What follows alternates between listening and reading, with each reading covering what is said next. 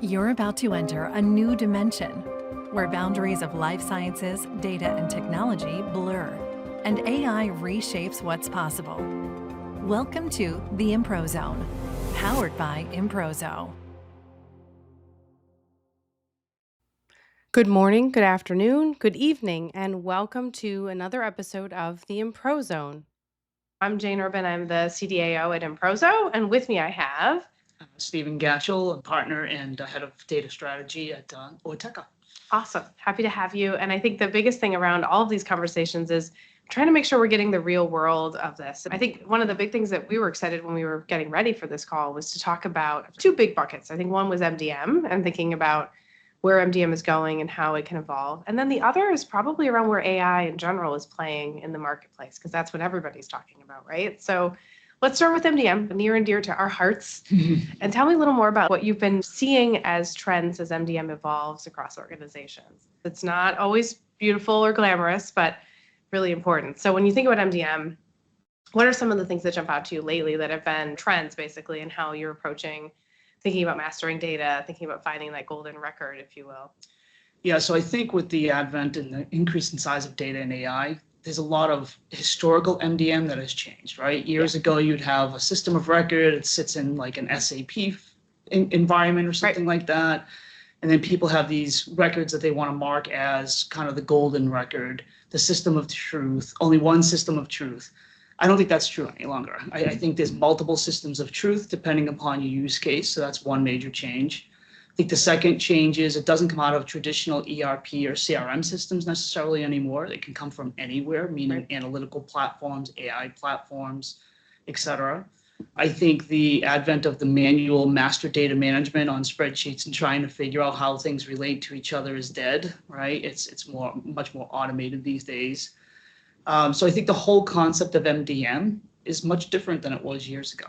Yeah, well, and some of that's also a function of the speed of business interactions, right? I mean, just looking at the healthcare pharma space, there's a lot more institutional kind of consolidation. And so you've got offices that are children of parent companies, and just the complexity of how HCOs relate to each other, and the people working many jobs, being locums, being kind of temp workers across multiple health systems.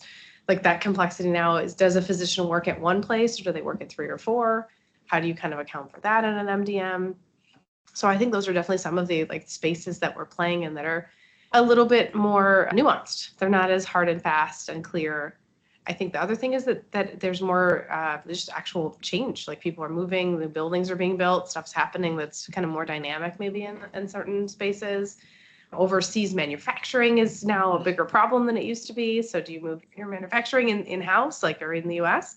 All those things. Like, so what else is kind of maybe concerning you about where you're headed with that complexity? How do you keep track of it all? Yeah, it's a good question. I think you got to fight fire with fire. So when you're dealing with the complexity of AI, I've seen some customers that have 6,000, 8,000, 10,000 critical data elements, and they're trying to master 6,000 or 8,000, and it's an impossibility to do from a manual process perspective. Yeah. So I think when you look at the capabilities of AI, particularly with LLMs, putting business context behind technical metadata now these days. Yep. So you understand not only what the actual metadata is from, your systems of SQL and Snowflake and Databricks and whatever other tool you're in, but the business context now comes into play. So can I consolidate those 8,000 critical data elements? What duplications are there? How do they translate into foreign languages? So to your very point, right, you have the complexity of international markets. You have different locations, et cetera.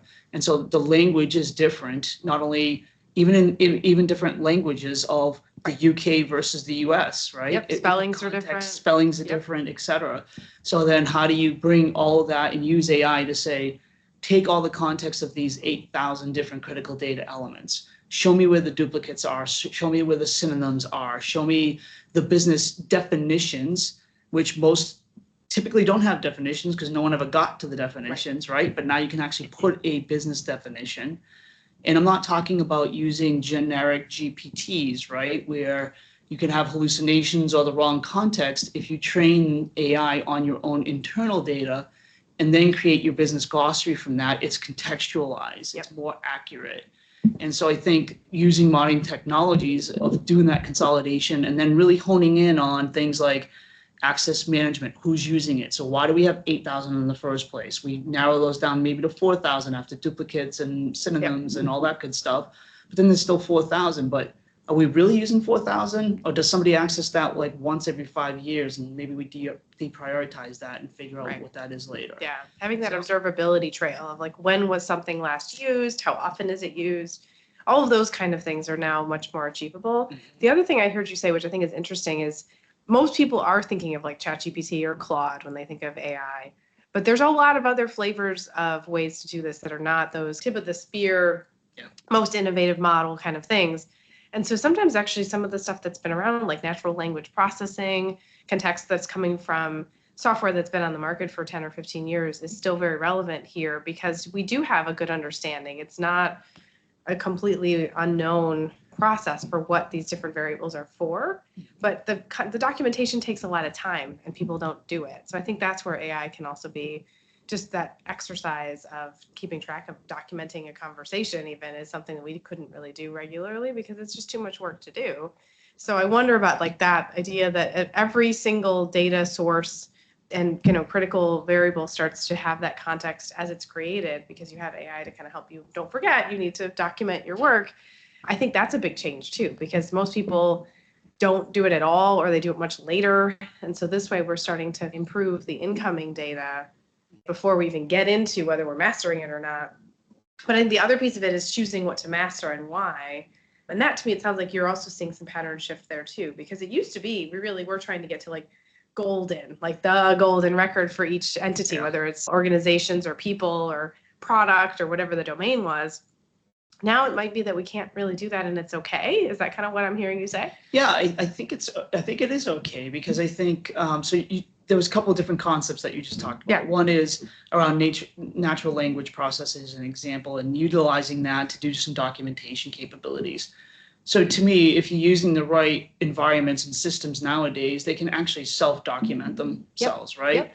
And so it's more of a human in the loop to validate that this documented correctly. So I think that's a huge progress. And with the NLP, basically an interface to a GPT is NLP, right? You can actually speak into it if you want to, or you type it. And so to your exact point, I think the concepts have really come along. So what we do today is the same as what we did yesterday, so to speak, but it just has more usability to the application. It's more user-friendly too, right? It's accessible in a way that some of the NLP software, I remember working on, it was SPSS, text analysis or whatever that was from back, I think IBM bought them, right? Yeah, bought them, I think. But like that idea was so, you really had to learn how to write the queries kind of in that format. And it was pretty technical. Like it wasn't something that a non-technical user could do. And it wasn't like no code. It was very, so those interfaces were maybe why that stuff didn't take off, right? It was hard. I took certification courses to learn how to use it. Like, it's, versus, I don't think there should probably be certification courses for AI, but there are, but you don't it's have not to take the same, them. right? Most people just kind of wander into it, right? I mean, I think the best, in a lot of ways, the best way to figure out how it could help you is to just play with it because it is so intuitive compared to a lot of the other software that predates next wave of technology. So that's kind of a nice segue into the AI of it all.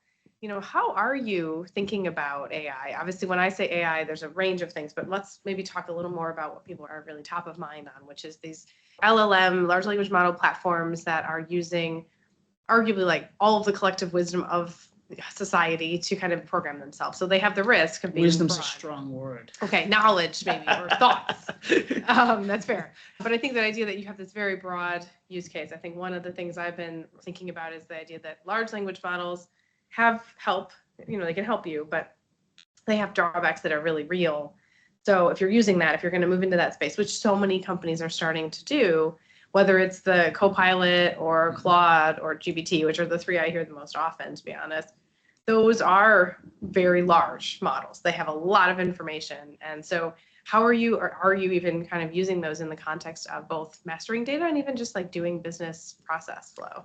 Yeah, so like you said, AI is kind of a big concept, right? So let's break down a few different pieces of this. Yeah. So everybody does know large language models because that's your chat GPTs, and that's what most people have started using and interfacing with, which is basically trained off the internet, to your point, right? And they're called large for a reason because they've trained on literally billions of objects. And the amount of time and energy, quite frankly, it takes to build a model like that is extremely costly. So now let's fast forward a little bit. There's this concept of small language models now where you basically can build a GPT for a very specific concept, right? So if you want to build a customer service GPT versus a finance versus a sales, it trains on those specific areas. So one, it reduces your hallucinations because it's much more accurate. Two, it's lower cost. And three, quite honestly, it's easier to use because it understands the context better. And then you have this whole agentic AI thing going on. So I think there's a similar conversation that agents have with the LLMs, because we start off with these agents that are uber agents and they do everything in the world. And then all of a sudden they're doing the wrong processes, they're accessing the wrong systems. And so now we're getting into kind of the microcosms of these little agents doing things, right? Mini agents. Mini agents. Yes. And then you have the orchestration, I call them swarm of agents, right? Coming Yes. together to deliver something end to end. So I think one, understanding the concepts, and I love your point about just start using this stuff, like build an agent. And people are like, well, I'm not a coder. Well, you don't have to be. Yeah. Ask your GPT, how can I build an agent to do X, Y, or Z? And start using it. So that's part one. I think part two is, have a very focused use case. So if you talk about master data management, or if you talk about how do I make my data better from an observability, so I use the system of record correctly. Yep. How do I understand the lineage of where the data came from? All these complex data management concepts. Ask the GPT how to do this stuff. And then as a data person, you'll know this is 80% correct and this is a great idea, or the code's 80% of the way there. Let me just kind of figure out how to fix this and go forward. So I think that's spot on. And the other thing I'm noticing, and I know for me personally, as I've started to use AI in different ways, I did start, as most people do, with trying to do simpler things. And what I find is you can also build tailored solutions to those simple things, but you can also say, okay, here's all the stuff I've been doing. What am I missing? What should I be doing differently? Give me some advice. Help me do better than what I've been doing. And that's where some really interesting things start to happen. I think sometimes it is kind of not helpful. You're like, I already thought about that, and that there's a reason that's not relevant. But every so often you have that spark of like, would you want to compare this to that? And you're like, oh, I never thought about comparing those two things. And so you get these really nice moments where you have a capacity of knowledge and experience as someone who's been in this industry for a long time. But there is a collective wisdom of the crowd, if you will, that the AI can bring to the table that is actually maybe going to move you forward from where you would have been if you hadn't used AI. And that to me is kind of where you see the magic of this. It's not just more efficient, but maybe it's more effective or more impactful because you have thought about some different things. And so I find myself really trying to remember at the end when I think I'm just about done with whatever I'm doing to be like, did I miss anything? Is there something else I should be thinking about that I'm not thinking about? Like that sort of question is also really relevant as you're working with AI, because sometimes it sparks a whole different thought process that maybe didn't occur to you prior, right? So that's pretty cool. Yeah. Look, I think there's two different concepts we should talk about, right? Yeah. One is the different levels of how to use the GPTs, if you will, because some is you take your expertise and you put it in and you just use it to kind of help you summarize and get your thoughts a little bit different, right? Yep. That's one level, like level one. Level two is, okay, I'm not such an expert, but I have some concepts and I want help with driving more ideas, like you just said. Yeah. Exactly.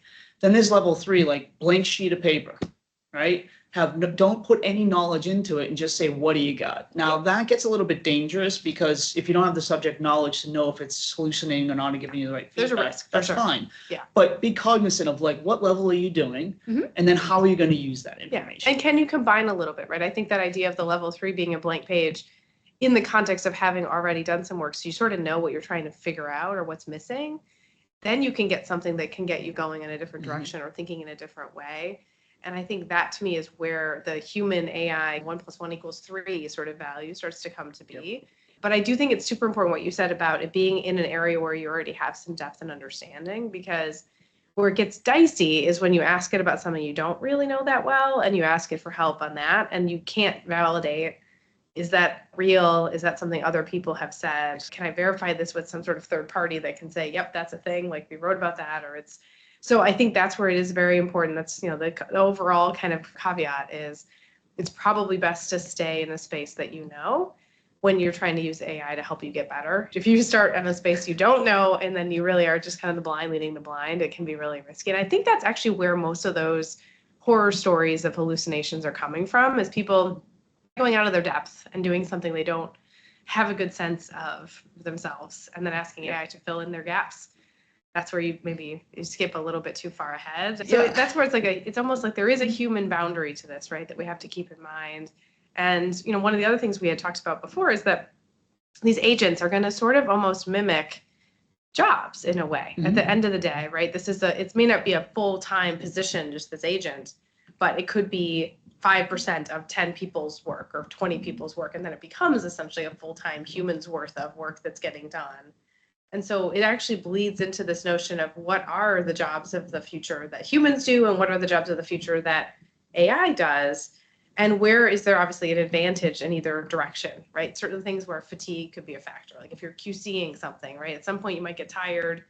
Maybe the last QC you do before you take a break isn't as good as the first one you did when you first started. And AI won't have that problem. Right? Those are the kind of spaces where it's almost tipping into human kind of HR sort of land. So I wonder kind of how you're thinking about that as well, because you're working with agents, right? Yeah. So look, I think, I'm in the consulting business these days, and I have a friend who is a lawyer, and we actually had this conversation literally yesterday because there was an article around how there's a GPT out now that's going to replace lawyers, essentially, right? Well, that's Claude is kind of saying they want to go after law as a space. But they're not going. They're doing it. But there's also really good examples of where that went sideways. Exactly, right? 100%. Like it's both. Like you have the news that's saying, hey, that's a terrible idea. But then you also have people who could be. It's funny because I also had a conversation with a lawyer friend of mine who was very confident that law cannot be replaced by AI. Like that's her. I think that's not necessarily wrong. I don't think law can be replaced by AI, but I'm curious what your friend. I think there's certain pieces of law that can be replaced. Same thing with consulting. Same thing with day-to-day jobs, right? So to your point, you said little agents can take pieces of different jobs. I think actually there will be a day where you're working with an agent that is doing 80 or 90% of a job, right? And there's human in the loop just to kind of bring the last mile. But I think one of the things that's interesting is we talk about these kind of like less skilled or, junior analyst or whatever you want to call the positions that are going to be replaced by AI. I think that's actually true. I think that's already happening. Yep. I see it, quite frankly, in the consulting business already. I see it in the law perspective of helping one of my buddies on that. But I think it becomes now an HR issue too, because, well, then if we're not training our people out of college, as an example, then how do they get to that next, that second, third, fourth level that they can be human in the loop to validate and have that? There's like a chasm now in the career ladder that's a problem. 100%. And I think I've talked to some chief HR officers. What I see an interesting movement, I don't know if this will take or not, but it's starting to get some movement where chief HR officers will be in charge of AI. Yeah. Because it's a people problem, it's a training problem, what is a job description, how am I going to work with agents, a change management process, like that's all HR stuff, right? Right. It's interesting because it's human resources, but how much of the human can be replaced with AI, and that becomes like AI resources officer or something. Exactly. Right? And how do you teach the humans to work side by side with AI and trust it and all that? So I think we've gone through kind of quite a bit of different topics here, but the bottom line is it's going to replace jobs it already has. We just have to recognize that. I think what we have to figure out is how do we then train those individuals so that they can get to that next higher level and focus on the strategic things like we all want to focus on, not the minutia stuff. Yep. That's a great conversation. And then just one quick comment on what you said earlier too about using a GPT and making sure that it's part of your realm so you can validate it and so forth. Absolutely true. But just a quick trick on that too. Yeah. Use multiple GPTs to check on each other, number one, and also use it as different personas, right? So if you're a chief privacy officer and you don't really know a lot about security and you're trying to do something, then tell a GPT, act as a chief security officer and look at this policy that I just wrote from a privacy perspective and tell me, can it actually be implemented or is it too fluffy? Because they're not going to know what it means, like stuff like that. So again, using the technology in combination with the human skill set, extremely powerful. And I don't think it'll replace all jobs for certain, but the entry level stuff, I think that's already happening. And I think that's the real interesting question then is for people who are entry level, what can they do to kind of figure this out? How can they get ahead of this problem that's kind of coming for them? Certainly there's a lot of people graduating every year from college with essentially like this new job problem to get a first job. How do you do that? What do you think? I'm not asking you to solve that problem, but I'm just curious your thoughts on it. So not to get too personal, but my daughter's a senior in high school. Yeah, I was going to say, like, you're not too far from this already. She's like, what am I going to do? Right? Yeah. So I think, and I've talked to quite a bit because I work with do here, right? So I think that the advice I usually give them is focus on the actual skill set of things like critical thinking, Yep. and then human interaction, communication, change management. Like no matter what job you go into, those are always going to be skills. And maybe 30 or 40 years from now, AI is going to do all that stuff too. We'll see. But, No, but but right now, right. Like right now, it's we not. are not comfortable talking to an AI as our interface. We still like to talk to people about work. Like if we're trying to get something done. Most people, yeah. There's some people that rather That's true. talk to AI. But I think, and I'm in this data science space at BU now too. And I think a lot of those students who are coming out of their senior year and trying to figure out whether right now they can get a foothold as a data scientist or a data engineer. That's still absolutely a role. But I think the scale of how much they're going to be accountable for and how much they need to build is going to go way up, right? Absolutely. The expectations are going to go up from even 2 or 3 years ago, what an entry-level data scientist or data engineer does. You still need to know those things. Somebody needs to know how to do that work, but maybe they can hire one person instead of 2, right? And so there's this like slow chipping at how much coding is a person doing. Maybe they do the work of 2 or 3 people's worth of coding because they can have it, running in the background. They can run multiple things at the same time or whatever. So it's not a death knell for people, but you're totally spot on. Like, what is a job that's going to become kind of AI resistant? I'll say, maybe not proof, but like resistant. Yeah. And it does come down to understanding other humans, interpreting, the nuance and subtlety of what human interaction is like, which is a big part of being part of the world. Yep. And I think that's going to be a challenge because you do have people that have spent a lot of time isolated in the last 5 years or so, and helping them kind of relearn how to interact with society almost is part of the challenge that we have in front of us. And we're also trying to really figure out how to move the frontiers of what we know and what we can do too. So it's not like we're going to keep the current boundaries of our achievement the same over the next few years. We're going to hopefully do more things and be able to achieve more. And so that's another part of the equation. So I think, maybe to kind of bring it on home for this in terms of what we've been doing, what would you say are some of the first things, if someone is like, curious about wanting to get involved with using more AI in their business life, let's say their company has rolled out some kind of tool, right? That's pretty classic nowadays. What are some of the first things you think people should be doing as they're trying to apply these tools to their day-to-day work? Yeah, start simple, right? Yeah. You record meetings and understand action items and summary of a meeting, so you're not typing them up and taking notes. You can actually pay attention and be present in the meeting. If you have presentations that you have to create the baseline thing and then feed it into GPT. Make sure it's the private GPT, right? Not public, because you don't want any information out there. But feed your documents and feed your presentations and so forth, and just see what you missed or what the different perspective is. Use it as different personas, right? So that way you can look at what you're trying to communicate with different eyes, so to speak, right? In different tones and different languages. We talk to all kinds of CXOs, right? You have a chief privacy officer's language is much different than a chief security officer, as an example. So using it for those things which, are not overly complex, but you'll be amazed at kind of the efficiency that you get out of it. Yeah. And, that way you can focus on stuff that you really want, like learning more about AI or more strategic things that you never get to, or how about having some space for yourself to actually think about what you need to do, right? Versus always running.